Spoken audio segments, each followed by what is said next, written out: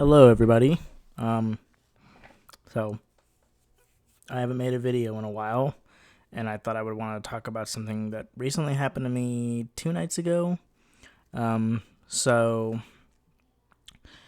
I had what people call sleep paralysis, and I believe it has something to do with me drinking quite a bit of caffeine that night. Um, Plus anxiety and stress and all that. But I was sitting, I was laying in my bed, and normally I have dreams that are like out of my house, like that are like in different settings and different places. Some places I don't even know of.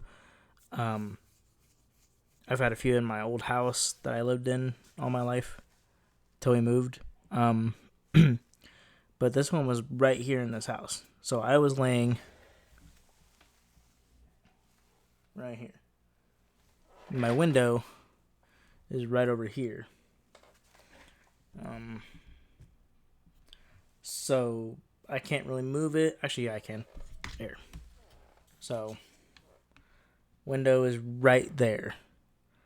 Right there. So when I was napping, or when I was in bed, my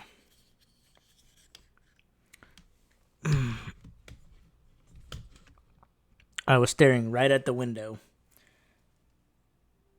Well, I mean, like I fell asleep and I woke up and I was looking at the window and I saw a shadowy figure, probably right next to the window that you all just saw. Like it was right next, close to the computer, like close to the computer, that kind of like on that side of the window. And when I looked, it was a shadowy figure, but it wasn't like it didn't have a body or anything. It wasn't a body staring at me. It was just a shadowy head with two bobcat ears. And then the next thing I know, out of nowhere, a bobcat attacked me. And so I had to fight it off with my blanket in hand. Just fighting it off, getting it off of me. I was just like, get the hell off of me. I wasn't saying that, but I was thinking that in my head. I was just like, trying to fight this damn bobcat. And then I woke up. And I was pretty traumatized, to say the least. Mainly at the fact that there was a shadowy figure staring at me by the door, but also the bobcat, because sleep paralysis kind of focuses on your fears and stuff. My fear is big ass cats, in a matter of speaking, because they can tear you limb from limb. And so that's what happened to me, and I was pretty shook up for a while. Luckily, I haven't had sleep paralysis in a while, but having it again was pretty terrifying again. So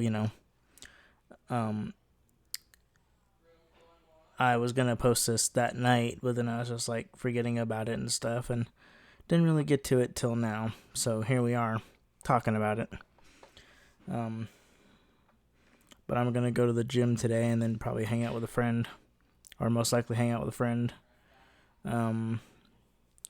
Catch up because he lives in. Well, I shouldn't really say where he lives. I could say where he lives. I'm not gonna give actual specifications, but he lives in Fort Smith. That's all I will say. And I live here in Centerton, so that's probably about an hour away. But anyways, he's coming down here with his parents. They live in Rogers. And we're gonna go hang out at the vintage stock / Freddy's. That'll be interesting, considering I haven't seen him in a while. Which I know he'll probably see this.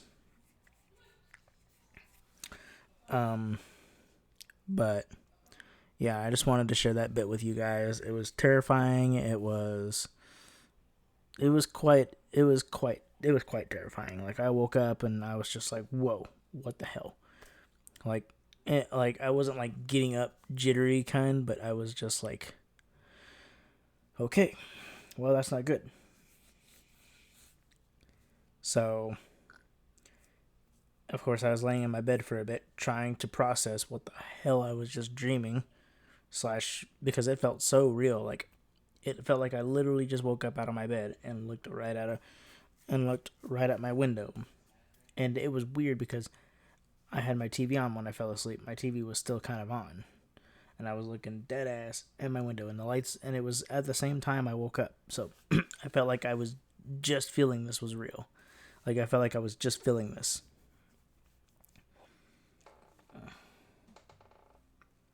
But yeah. It was a pretty interesting dream, but very terrifying. I eventually did get over it though, but I stayed up pretty much all that morning because I was afraid to go back to sleep due to possibly having sleep paralysis again, because I've done that before. I've fallen asleep once again and had sleep paralysis another time. So I'm just like, yeah, I'm not going to risk it this time. So I didn't. Luckily, I haven't had no such thing, but that's because I've got caffeine out at night. So yeah, lesson to be learned. If you all drink caffeine at night, don't. Or let me rephrase that again. If you all drink caffeine and you're highly stressed out or whatever the hell is going on in your life, do not do it.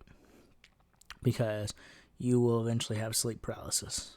Because that is what causes it. Not just caffeine, but stress and anxiety and other things going on can tend to create such thing to where you are. So for those of you who haven't had sleep paralysis, let me explain. Sleep paralysis is like where your mind is asleep, where your mind is awake, it's waking, but your body, you can't move your body at all. There were times where, that night when I went to sleep, I couldn't even open my eyes. I was doing this, and then I finally opened them, and that's when I saw that shadowy figure. But it just didn't have a face. It just had like a shadowy, non-blank expression with ears, and it looked almost similar to a bobcat. Which is crazy that I had that dream and the bobcat just suddenly attacked me. It was definitely weird. But yeah, do not. If you experience sleep paralysis for the first time, I wish you well, because it will be scary. But I've experienced it before, and it's still terrifying. Even though I've dealt with sleep paralysis before, it's definitely terrifying. But for those of you who tend to have it for the first time, be careful. It's not really dangerous in any way, but it's definitely a scary experience, because your body is going to be paralyzed and you're not going to be able to feel a thing. You won't be able to shake yourself awake, at least for a bit. But once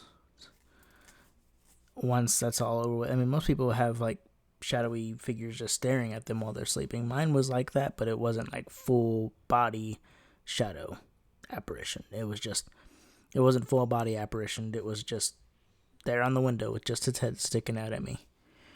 But yeah. And then there are times when I can't wake my eyes up. Now, there are times where I have had sleep paralysis where I had to hide myself under the covers, and I didn't bother looking over at whatever was watching me, because I felt like something was watching me while I was having sleep paralysis. And that is what happens.